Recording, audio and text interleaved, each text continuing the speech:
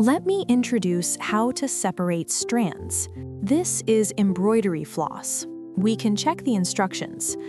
Turn to page 1. It says each strand of floss contains 6 strands. Let's untwist the end to take a look. You can clearly see one strand of floss contains 6 strands. If we need a certain number of strands, we pull them from these 6 strands to get the number we need. For example, if we need 2 strands, we take them from this floss and pull out 2 strands. Pull them out one by one. For example, we need 2 strands now, so we pull out 1 strand first, set it aside. Then pull out another strand from the floss. Align the ends of these 2 strands together. This gives us the 2 strands we need. Let me demonstrate again.